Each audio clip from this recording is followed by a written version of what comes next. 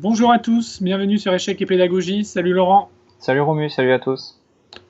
Alors, rien de tel qu'une petite étude pour garder la forme. Donc, c'est aujourd'hui, on a décidé de vous présenter une composition du dénommé Sokolov, qui date de 1992. Le trait est au blanc et ils doivent gagner. Donc, comme d'habitude, on vous invite à mettre sur pause la vidéo, à chercher par vous-même et ensuite comparer votre solution avec celle que Laurent va, à n'en pas douter, brillamment nous exposer. Brillamment, je ne sais pas. En tout cas, ce qui est certain, c'est qu'il va falloir prouver la supériorité des fous, accompagné évidemment d'un pion passé très fort en D7, face à la tour. L'échiquier est vide, donc on se doute qu'avec ces pièces qui travaillent toujours à longue portée, on va avoir beaucoup de choses à faire.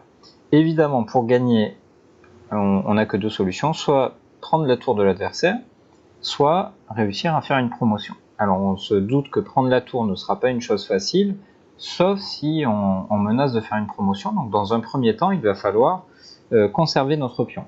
Alors il n'y a que deux coups pour conserver le pion, fou A4 ou fou E6.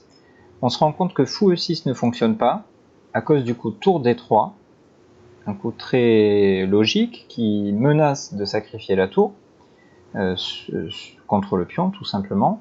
Et si les blancs essaient de faire ce qui fonctionne dans la bonne solution, c'est-à-dire laisser prendre le pion pour ensuite gagner la tour dans de bonnes conditions, eh bien ici ça ne fonctionne pas, car après fou H4 échec, on a simplement roi E8, et prendre la tour ça signifie arriver dans une position évidemment complètement nulle, puisque vous le savez, on ne peut pas faire mat avec une seule pièce. Donc si fou E6 ne fonctionne pas, c'est parce qu'on n'a pas de possibilité de dominer l'adversaire dans cette situation-là. Alors que, avec la même idée, mais avec le fou sur A4, qui est le bon coup, cette fois-ci ça va fonctionner. Alors, deux possibilités pour les noirs. Il faut contrôler la case de promotion, tout simplement parce qu'on menace fou à 5 échecs, suivi de la promotion, évidemment. Première possibilité, tour H8, sur quoi on va tranquillement approcher notre roi, qui a le droit lui aussi de participer à la fête. Il est évidemment impossible de bouger la tour sous peine de se faire mater par fou H4. Et en cas de roi E7, eh bien le roi vient aider le pion. Et ici on menace entre autres joyeusetés la promotion, et après tour prend, on aurait fou H4 évidemment. On peut faire les choses dans des ordres différents. Donc tour H8 ne fonctionne pas, alors on va tenter l'autre défense qui est tour D3 et dont on a dit tout à l'heure qu'elle était peut-être la plus logique et la plus intelligente. On ne peut pas se permettre de donner le pion et un fou. Ce qu'on peut se permettre de donner, c'est le pion. On va le faire dans des bonnes conditions avec le coup roi B8. Notre roi est en train de s'approcher pour venir aider le pion passé, comme dans les variantes précédentes. On menace fou H4 mat et les noirs doivent réagir. S'ils le font par tour D4, pour interdire donc fou H4, nous avons fou A5 échec, pour demander au roi noir gentiment de déménager, et après roi E7, nous avons roi C8 qui menace la promotion, et tour C4 échec n'est pas suffisant car il y a tranquillement fou C7, suivi de la promotion en D8. Seule autre possibilité pour les noirs, sacrifier leur tour en D7.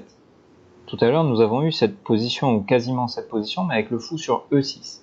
La différence avec le fou sur A4, c'est qu'on a maintenant fou H4 échec, et si l'adversaire décide de bouger son roi en E8, eh bien le fait que le fou soit sur A4 plutôt que sur E6 fait que la tour est clouée, et donc nous ne sommes pas obligés de la prendre immédiatement, nous allons l'attaquer une deuxième fois par roi C8 et tout simplement gagner la tour.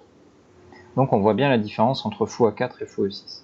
Si après fou H4 échec, les noirs décident non pas de déplacer leur roi, mais de mettre leur tour sur E7, attention, là aussi la tour est clouée, mais les noirs sont tellement ficelés qu'ils pourraient être pattes. Par exemple, si on joue fou B5, on a raté notre objectif, au lieu de gagner la partie, on a fait match nul. En revanche, on va donner juste ce qu'il faut d'air au roi noir pour pouvoir se déplacer. On va jouer le coup roi A8. Grâce au clouage, la tour ne peut pas bouger. Et après roi C8 ou roi C7, peu importe, les blancs ramassent enfin la tour sans perdre le fou. Et évidemment, la suite est triviale, on va gagner avec la paire de fous. Merci Laurent pour Merci à toi. cette présentation toujours aussi claire de la solution. Une belle domination des deux fous face à la tour. Ce qui n'est pas vraiment surprenant, comme tu l'as dit, dans les positions ouvertes, les fous sont souvent extrêmement forts et gagnent souvent la partie. Donc là, c'était le cas. Donc on espère que cette vidéo vous aura plu. Si c'est le cas, n'hésitez pas à la liker, à partager autour de vous, à vous abonner à la chaîne si ce n'est pas déjà fait. Faites-nous vos retours par commentaire ou par mail, comme certains ont l'habitude régulièrement. Et bien évidemment, on vous donne rendez-vous très rapidement pour d'autres publications. Au revoir. À bientôt.